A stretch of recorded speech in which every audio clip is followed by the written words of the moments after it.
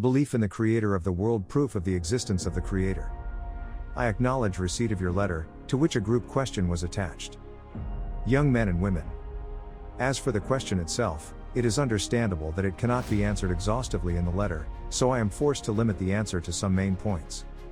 But I hope you can add your own explanation to those points in my letters, based on what is explained in our teachings, and in particular in the books of Hasidism. It also goes without saying that if you find details or points in my letters that have not been fully clarified, I am always ready to answer further questions. Or even about difficulties and contradictions, and I will try to answer them to the best of my knowledge. The young people want an answer to the question: is there a way we, as skeptics, can realize the truth of GD's existence, and clearly, without any doubts and possibility of doubts? In general, there are questions that seem simple and seemingly deal with simple things, and are therefore also formulated in simple and ordinary expressions, and yet, precisely such questions require extreme caution, and the expressions are binding. Precise definition. And especially in the question that many have debated for hundreds and thousands of years, and in various and broad circles, it is inevitable that everyone will mean the content. Same in all details. It is therefore imperative that anyone who poses such a question will interpret his words and define the expressions he uses. So also in the matter of their question they seek proof of the truth of his reality. These concepts are rather obscure because of the multiplicity of their use, from the world of concepts of a small child to the definitions of a researcher who is precise in every detail with the purpose of accuracy. And in this matter it has not been clarified what is the world of concepts that will provide an answer to their question. For further explanation. A small child, some say that in his world reality and proof of the existence of reality are only things that he can feel in his hands.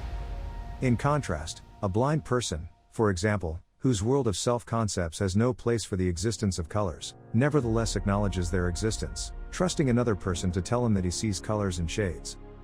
And to a more developed degree, everyone admits absolutely and with certainty that every action requires the existence of a cause and a source for that action. So, when one sees actions, they are considered absolute proof of the existence of the power that creates the action, even though there is no direct proof of this, and seemingly there is room for doubt. A prominent example of this is the existence of electronic power. Man is a creature with senses, and his sense of sight verifies the reality of colors. Just as the sense of hearing verifies the reality of the voice, etc., and they are considered complete and direct proofs. But man has no sense of seeing the electronic power. And yet, when he sees actions, we were flaming a thread, or the needle of the electricity meter moves and so on, he comes to the conclusion that there is indeed a reality of this power, known as electronic. That he will never see it, and is the cause and cause of the above actions. And this too is considered absolute proof. Similarly it is the magnetic force and so on. And I caught the above example because the existence of electronic power is so acceptable and profitable, without any doubt and shadow of doubt, and if that is not enough, we will go to an even more developed degree. It is now accepted as absolute truth, on the basis of the assumption that behind every action there is a verb because there is a working force even if its existence is contrary to reason. An example of this is the reality of gravity. The proof of the existence of this power is the movement of material objects, which see no reason for these movements, and therefore accept the existence of gravity, even though the very existence of a force acting from a distance, without any point of connection, is something to which the common sense has not been fitted.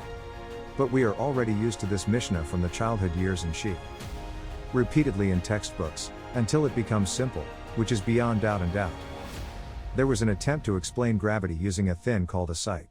However, this medium must inevitably have so many opposite properties that it is even more absurd to allow action from a distance without. There is no middle ground between them, and there is no greater absurdity than that. I do not know which profession of science the young men and women who have addressed the above question are engaged in, and whether they are engaged in the so-called sciences. But it is precisely in this area that another matter has recently been renewed that is completely incomprehensible to the common sense, and yet it has been accepted in the community of exact scientists as a reality and a phenomenon, and it is almost fitting, even among the masses, though inconceivable in the mind at all. And it is that matter is but a special form of energy and that matter can be turned into energy and energy into matter. It is an idea that has no place in the mind at all, except that one sees actions that have no explanation, and if the above assumption is accepted will be explained. It is considered scientific proof, accepted almost everywhere, as clear proof without any doubts and possibility of doubts, as they say in the above question, though on the part of the intellect this is utterly absurd.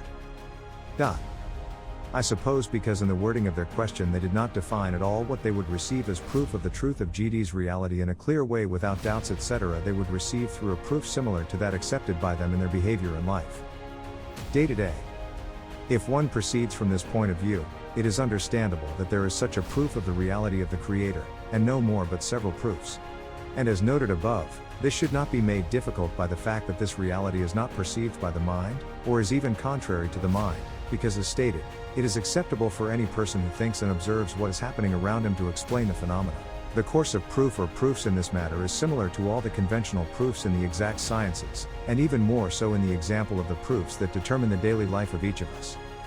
Anyone who observes his actions, sitting in his house or walking on the road or lying down and getting up, will admit and not deny that no man demands of himself to examine with his own hands the basis for every action he performs or of a course of conduct he practices. Rather, it relies on the testimony of other human beings who have examined the matter. Only where there is a suspicion that perhaps the testimony was false, or that the witness was influenced by internal or external reasons, or that he was insane and caught things in a crooked mirror and the like, require more witnesses. The more it increased the number of witnesses, and the more they differ in their status and situation and in the circles to which they belong, all of which precludes the possibility of error or conspiracy, etc., the stronger the proof will be as scientific and absolute proof. On this basis, the individual and the general do a few things and deeds, on a daily basis, out of complete confidence that this is true and stable. And also in the subject before us. The matter of giving Torah on Mount Sinai is adapted generation after generation, as a fact that occurred in the presence of 600,000 men, besides the preacher. If we include the women as well as the men over the age of 60, etc., then there were a few millions of Egyptians, whose eyes were seen and not foreign. It is not a testimony limited to one prophet or a dreamer or a small group. This testimony was given by fathers to sons, generation after generation, and everyone admits that there has been no break in this tradition since then, and the number of witnesses has never been deducted from 600,000 or more people, whose opinions are not similar to this etc.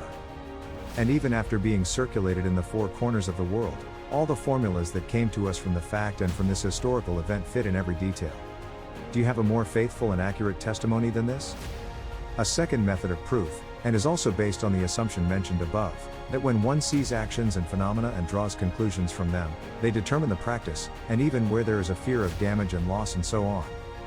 And it is when one sees an orderly thing, which includes several orderly parts, which fit in precisely and in the precise coordination of parts that have no control over each other, one concludes from it with complete confidence that there is power outside them, which connects and unites all the parts.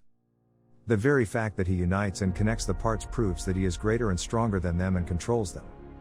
An example of this, when entering a factory that operates in an automatic format, and no one is seen there, it is inconceivable that there is no great mechanic who sees before his eyes all the machines and parts of the machines, and controls them, and assembles and unites them between themselves and each other. The actions, etc., there will be no doubt about it.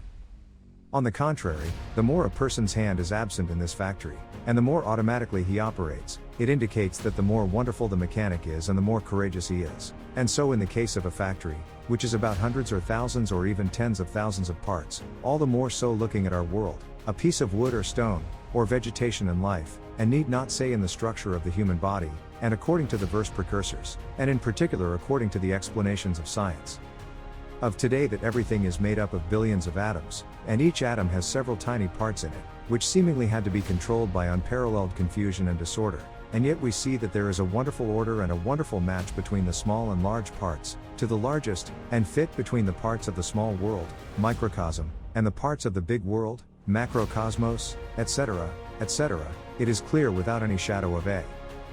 It is doubtful that there is a mechanic responsible for all this. Of course, the well-known wording that all this is conducted according to the laws of nature has not disappeared from me. But I think it is needless to emphasize that this is an expression that has no content of explanation, but a convenient description of the prevailing situation. We would have that natural affairs are conducted according to certain orders. But to say that the law of nature is an independent reality in itself, and that this reality rules over all creation, and that there are thousands of such realities according to the number of the laws of nature, is the greatest absurdity.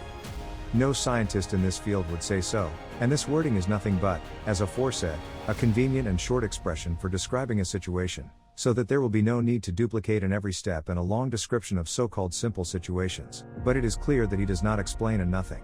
Essentially, as stated, I assume they are seeking proof that they will actually live their lives in practice. The aforesaid proof is several times stronger than all those proofs and evidence on which they act in all a day. And what do we have a simpler thing than this, that when you go to sleep at night you prepare everything for waking up in the morning, although there is no logical basis to think that tomorrow morning the sun will rise again and all things in nature will be conducted as which took place yesterday and Tuesday.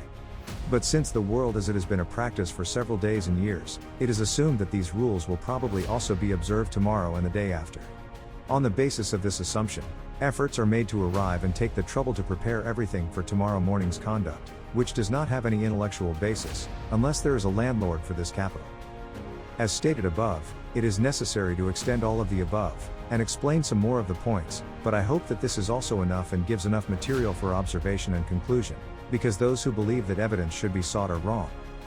For the existence of the Creator, while the existence of creation itself is beyond doubt, at the same time it is reversed, according to the latest scientific studies on the reality of creation, and how it should be defined, there is a place for the greatest doubts, and in particular the recent contradictions from the conclusions of research in one field of science to another, in several areas, in addition to the largest and most important and most fundamental scientific supplier, who Liddy will get stuck because the impression in my eyes or ears or in my mind in general, does it have any connection to reality outside the human senses and mind?